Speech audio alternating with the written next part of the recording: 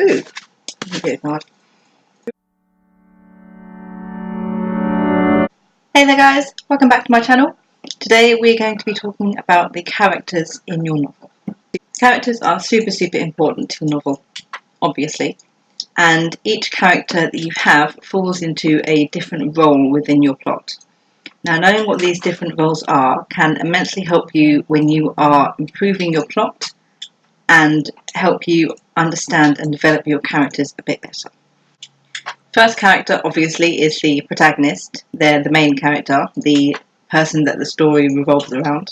Most books have one, although you do have the few that are multi-POV. It's important that you don't have too many protagonists, because when you're trying to tell a story, you don't want to get so caught up in the details of where each protagonist's story falls within the plot itself. And it can get a little confusing and hard to refine and improve when you've got so many people to worry about pushing the plot forward. The second is the protagonist. I hope I'm pronouncing that correctly, because I've never heard that word before in my entire life. They are the second in command, the sidekick, the often held as the second most important character in your plot. They can be either with or against the protagonist themselves, and they're different from the protagonist because while the protagonist is, the main story we see, the protagonist will also have their own story and their own plot that the readers follow that has just as much impact on the overall plot as the protagonist does.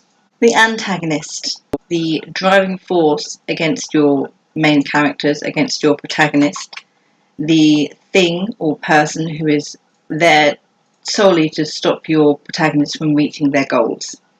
Now, what's great about the antagonist is that it doesn't have to be a person. It can literally be anything. It can be a storm. It can be, a herd of horses that your protagonist just happens to be afraid of. It can be physical. It can be mental. Whatever is there stopping your characters from achieving their goal, that is the antagonist. And the antagonist can remain the same throughout the entire novel, or they can change depending on what situation your protagonist is facing at the time. The love interest. That one's pretty much self-explanatory.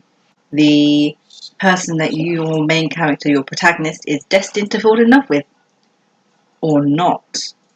If you do have a love interest and there is a subplot and storyline going on with them, try not to automate it, because people hate that. The mentor is the one who guides your protagonist along whatever journey that they happen to be on. They're there to give good advice, to help them with any issues they have, to train them somewhat nicely, somewhat not nicely. They know what's going on, and it's their job to prepare the protagonist for whatever it is that is.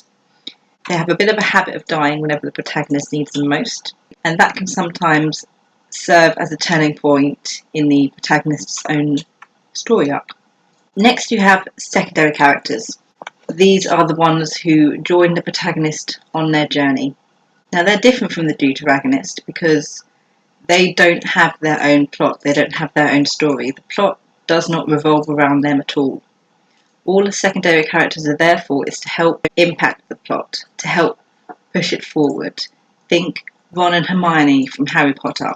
Their opinions affect Harry's plot. That's what they're there for. Next, we have the tertiary characters. They aren't in the novel as much. They don't have as much of an impact on it as the antagonist or the secondary characters do. They're not heavily involved in the plot itself, but they can play a crucial role in part of the journey for the protagonist.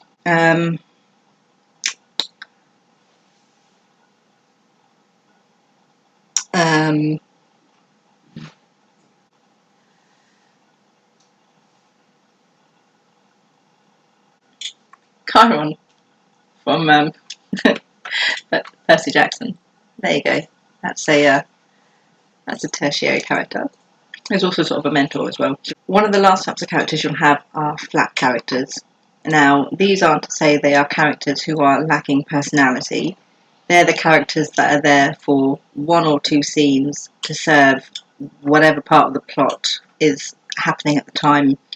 They are your bartenders, they're the random people on the road, that one character that your protagonist has to go and speak to in order to continue their journey.